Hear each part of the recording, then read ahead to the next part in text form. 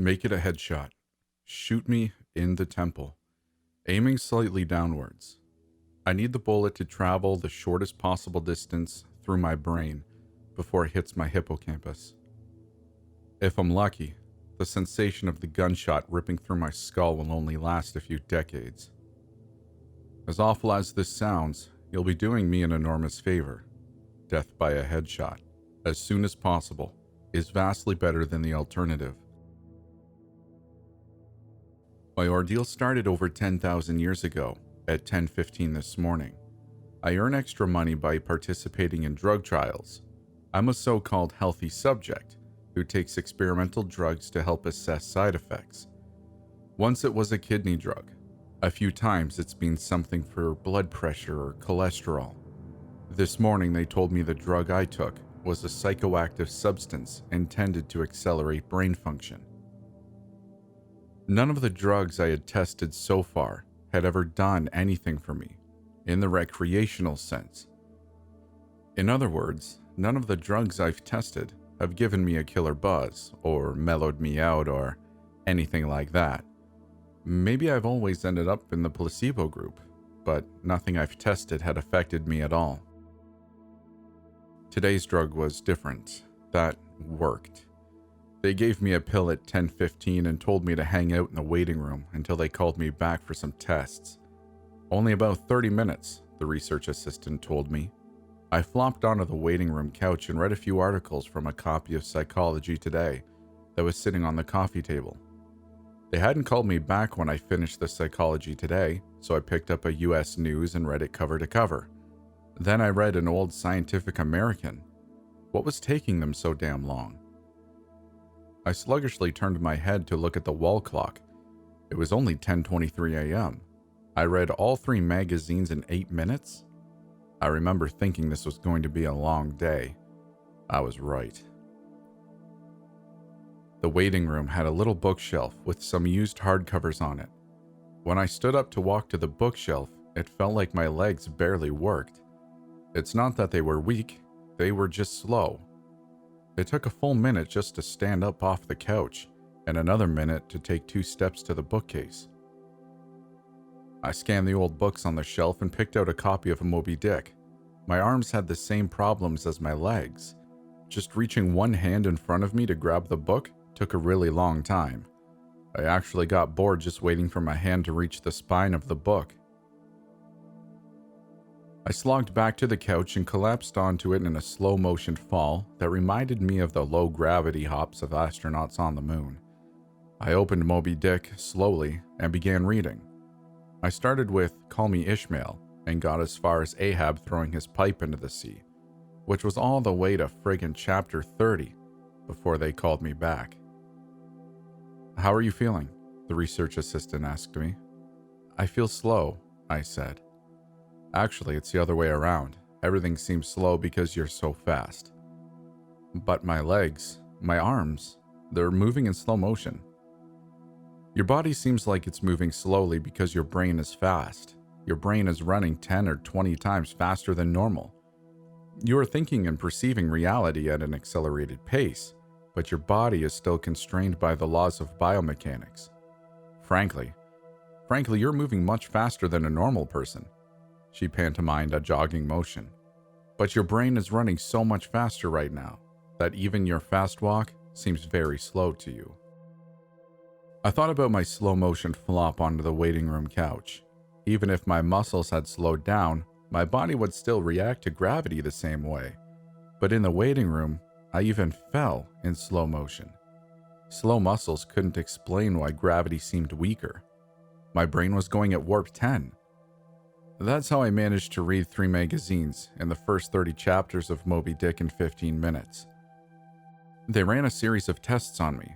The physical tests were fun. They made me juggle 3 balls, then 4, then 6. I had no problem keeping 6 balls in the air because they seemed to be moving so slowly. It was boring, frankly, waiting for each ball to move through its arc so I could catch it with my slow motion hands and toss it back into the air. They threw Cheerios in the air and I caught them with chopsticks. They dropped a handful of coins and I counted the total value before they hit the ground. The cognitive tests were less fun, but very illuminating. Finish a 50-word word search, 3 seconds. Solve an intricate maze drawn onto a poster-sized paper, 2 seconds. View a slideshow projected at 10 images per second and answer detailed questions about what I saw, 95% correct. They told me I measured over 250 on the NOF scale. Apparently that's deep into the superhuman range of thinking speeds. Then they sent me home. It'll wear off in a few hours, they said, which will seem like days to you. Try to use the residual effects to get some work done. Catch up on work emails while you're still in high speed mode. The ride home was horrible. It was only 3 metro stops, and in real world time, it only took about 35 minutes. But in my drug-accelerated hypertime, it felt like days. Days. Just walking out of the medical research suite to the elevator seemed like it took an hour. I sprinted out of the office, willing my legs to push me faster. But the laws of biomechanics held me prisoner. As accelerated as my brain was, I couldn't do anything to make my legs work faster. The huge disconnect between my body and my mind made it extremely difficult to judge how and when to slow down, turn, or rotate my body. I had basically turned into a giant slow-motion spaz. I misjudged my speed and rammed into the wall by the elevator button at a pretty good speed. Even though I could see the wall coming at me, I couldn't make my finger, outstretched to hit the elevator button, move away fast enough, and I jammed it against the wall, hard. The pain was intense. If my brain had been running at regular speed, it probably would have only hurt for 30 seconds or so, but in my accelerated state, the intense pain seemed to last for half an hour, 45 minutes maybe. The elevator ride was horrible. It felt like I spent 4 or 5 hours just descending 7 floors, with nothing to look at but the interior of the elevator car. I sprinted to the metro station. I have to admit, this part was almost fun. Even though my body moved at what seemed to me super slow speed, I could still carefully choose how and where to place my feet, swing my arms, and turn my torso. It only took a block or two to getting used to having a brain that ran 24 times faster than my body. Then I basically sprint danced the rest of the way, twisting and juking between people on the sidewalk and dodging moving cars with inches, aka minutes, of clearance. I spent an hour in my time frame descending into the subway and running to the platform. Endless tedium waiting the 6 minutes for the red line train to arrive. Although there was more to look at on the metro station than inside the elevator, it was still intensely boring. I should have stolen that copy of Moby Dick. The red line train roared into the station in slow motion. The normally high-pitched squeal of its brakes was frequency shifted by my high-speed mind to a low tone, like a monotone tuba solo. It wasn't just the squealing subway train that was 3 octaves lower than normal. All sound was lowered to the point of near inaudibility. Voices were gone, shifted below the threshold frequency of my hearing. I did manage to hear a screaming baby on my subway car. Her shriek slowed to sound like whale songs. Sharp sounds like a car horn and trucks bouncing over potholes were low, muddied roars like distant thunder. Back at the research offices, I could still hear and communicate with the research staff, but non-verbal communication with anyone would be impossible. The effects of the drug were still intensifying. I spent what seemed like days on that damn red line train. Days listening to the whale song of the screaming baby and the tuba solo of the brakes. Where ordinary voices were frequency shifted out of my audio range, smells didn't seem to be affected. I never became nose blind to the body odor, the stench of the train's brakes and melange of farts and other smells wafting through the metro cart. I finally got back to my apartment. Sprinting through my open door and into the front hall at full speed was like a slow, relaxing drift down a lazy river. I was relieved to be home. At least I had stuff I could do there. I picked up the book I was reading, 100 Years of Solitude, and finished it. Despite turning the pages so quickly that I tore many of them, it seemed like most of the time I spent finishing the book was spent on page turning and not actually reading. 3 minutes had passed since I got home. I tried surfing the internet, and my god, does it take a long time for computers to boot these days. But it was too frustratingly slow. Hours, seemingly, to load each new page, and a fraction of a second to read it. 100 articles in my newsfeed read, and just 3 more minutes done. I dipped into my pile of yet-to-be-read books and finished 2 more. 4 more minutes had passed. I decided to try to sleep off the remaining effects of the drug. Unfortunately, whatever part of my mind is responsible for perception, the part that's being, accelerated to hyperspeeds by the drug, isn't the same as the part that governs sleep. Despite being awake for what I perceived as days, my physical brain still thought it was 1:25 p.m. It was not ready for sleep. Nevertheless, I tried to sleep. I walked to my bedroom, a slow 45-minute drift through my apartment, and flung myself into bed, lazily falling like a feather onto the mattress. I closed my eyes and lay there for hours and hours. 10 minutes of reality time before giving up. Sleep would not come. I was facing what was going to feel like days, or maybe even weeks, of being trapped in a slow-motion prison. So I took an Ambien. The sensation of the pill and the splash of water I used to swallow it sliding down my throat was sickening. A lump that blocked my breathing, moving like a slug down my esophagus. I read a book. 10 minutes had passed. I read another. 18 minutes since I took the Ambien. I threw the book across the room in disgust at my situation. The book slowly pirouetted and spun through the air, like a leaf blowing in a breeze. It hit the wall with a long, faint rumble, the only sound I had heard for what seemed like hours, then drifted to the floor like a flip-flop sinking in a swimming pool. The force of gravity hadn't changed since I took the pill. The laws of physics were still the same. It was just my perception of time that had gone wackadoo. This meant I could use the speed things seemed to fall as a way of judging the effects of the drug. Based on how long it took the book to drift to the floor, I estimated the effects of the drug were still intensifying. I read a magazine. I turned on the television.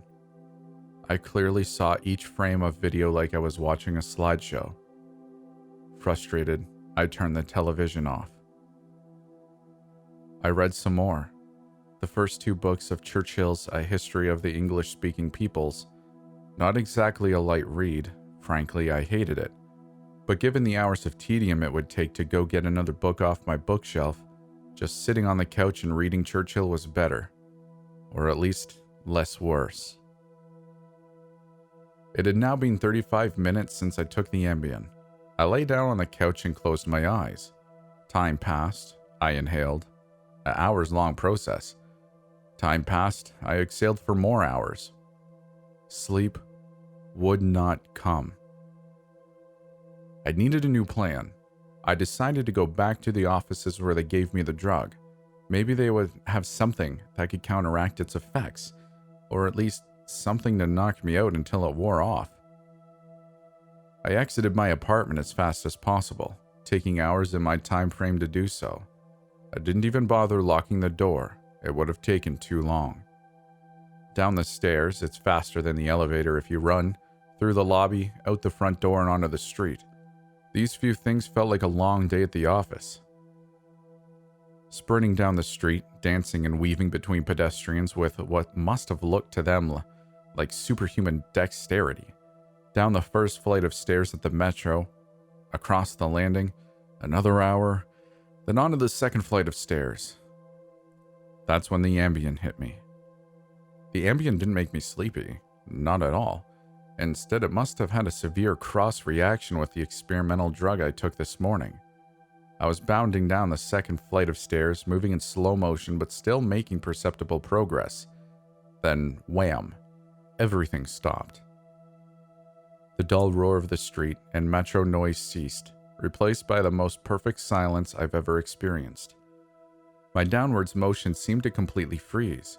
Before the Ambien kicked in, my perception of time was maybe a few hundred times slower than real time. After the Ambien took effect, time moved thousands of times slower. Every second seemed like days to me. Even just moving my eyes to focus on a new point was like an impossibly slow scroll across my visual field. Over the course of the afternoon, I learned how to walk, run, and jump when my mind ran hundreds of times faster than my body. But with another 4 or 5 orders of magnitude of slowdown caused by the Ambien, body control was almost impossible. I fell on the stairs. Even though I was all but frozen in mid-step, controlling my muscles was impossible. I commanded my foot forwards for hours, then backwards for hours more when it seemed like I would miss the next step. Hours attempting to adjust the angle of my ankle, then readjusting when it felt wrong. Despite these efforts, I rolled my ankle on the next step. The pain wasn't at all mitigated by the slowness. Hours of increasing strain on my bent ankle. The nerve signals that send pain into the brain must work differently than the nerves in my ear. Sonic energy was spread out over time, diluted until it was imperceptible. Pain flowed into my brain undiluted by the change in my perception of time. Hours and hours of increasing weight on my turned ankle turned into hours of increasing pain upon increasing pain. I pitched forwards, my high-speed mind completely unable to control my low-speed body. I drifted downwards for days, managing to rotate my torso enough to keep my head from impacting the ground first. I eventually landed on my right shoulder. At first, the impact wasn't even noticeable. Then I felt a slight pressure in my shoulder as it came in contact with the ground. The pressure grew, bringing increasing pain for hour upon hour. My shoulder finally gave out, popping out of its socket with an endless, sickening tug. I came to a stop days later, crumpled onto the ground, staring at the ceiling. The pain in my shoulder still screaming with the intensity of a fresh, violent injury. I had plenty of time to think during that fall. If every second seemed like days to me, then each minute of real-world time would be like years. Even if the drug cleared out of my system in the next 2 or 3 hours, this nightmare would seem to last centuries. By the time I hit the ground, I had a plan. I would somehow get to the platform and throw myself in front of a train. I twisted onto my hands and knees, days of my dislocated shoulder crying for relief. I misjudged my rotation and rolled onto my back. I tried again, collapsing onto my face, as I tried to figure out how to control a body that moved slower than grass grew. Weeks of effort were finally rewarded with success. I stabilized on my hands and knees. If just getting on all fours was this difficult, I figured that walking or running was completely out of the question. So I crawled. I crawled through the metro tunnel. The dumb looks on the faces in the crowd lingered on me for weeks. I crawled under the turnstile and onto the escalator. The escalator spilled the rush hour crowd onto the platform at the same speed a glacier spills ice into the sea. I looked over the crowded platform during my interminable downward ride. The train status sign said the next train wouldn't arrive for 20 minutes. 20 minutes was like a year to me. I'd have to spend a year on the metro platform waiting to die. I crawled off the elevator, enduring days of stupid expressions on the commuters' faces. I crawled a few feet to a concrete bench and curled up next to it, trying to find a position to lessen the pain in my shoulder. Then my problem with time got worse. Impossibly worse. The massive slowdown on the stairs was just the beginning of the interaction between the experimental drug and the Ambien. It fully hit me while I was curled up by the bench. I blinked. Years of darkness followed. Sound was already gone, and with my blink, sight was gone as well. All that existed was the pain from my fall. My hyper-accelerated mind wasted no time compensating for the lack of sensory input. Voices spoke to me. They sung to me in languages that never existed. Patterns and faces and colors came and went in my mind's eye. I recalled my whole life and imagined living another. I forgot English. I settled into a profound despair. I spoke to God. I became God. I imagined a new universe and brought it to life with my thoughts. Then I did it all again and again. My eyes opened with geologic slowness. A faint glow. Weeks. A slit of light. Weeks. A narrow view of the metro platform. Ankles of the commuters near me, and an advertisement on the opposite wall. I extracted my phone from my pocket. A project that spanned decades. How can I even explain the boredom? The pain in my shoulder is nothing compared to the boredom. Every thought I can think, I have thought hundreds of times already. The view of ankles and advertisements never changes. Never. The boredom is so intense it's tangible. Like a solid object of metal and stone wedged into my skull. Inescapable. What are my options? If I crawl and fall onto the tracks without an oncoming train to crush me, I won't die. I'll experience even more pain from the 4-foot fall, but I'll most likely be rescued by some do-gooder on the platform, and unable to act when the train finally does arrive. My suffering in that scenario will be endless. So I wait for the train, so I can throw myself under it. When it finally hits me, I will experience the pain of being ripped to pieces for centuries until finally, the light of life leaves my brain and my experience ends. I've lived hundreds of lifespans at the foot of this bench. I'm far older in spirit than any human who has ever lived. Most of my life experience has been a snapshot of pain huddled on the floor of a subway platform, with an unchanging view of ankles and advertisements. This post is my plan B, my Hail Mary, my long shot. I've spent lifetimes typing and posting this message in the hope that someone will read it and become convinced that my suffering must end. Someone on this platform right now. Someone who will find the man curled under the bench, the man who crawled down the escalator, and kill him as swiftly as possible. A bullet to the temple. If you're armed and at the Glenmont Metro, please shoot me.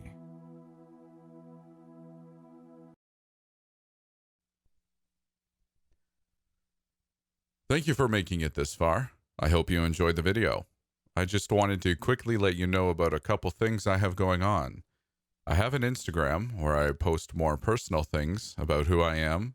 It isn't just all creepy stuff. You can find me at Stories After Midnight. I also have a Twitter where I mainly retweet and like things I find interesting. The handle for that is in the description, but it is S_A_midnight. I should really find another one because that's hard to say. If you really like what I'm doing, consider joining the Midnighters. That's my growing community where we hang out and have fun and talk about cats. You can find a link to our Discord in the description below. We'd love to see you there. Other than that, it'd make me happier than a cat on a table full of antique glassware if you'd like the video and consider sticking around for more. We'll see you in the next one.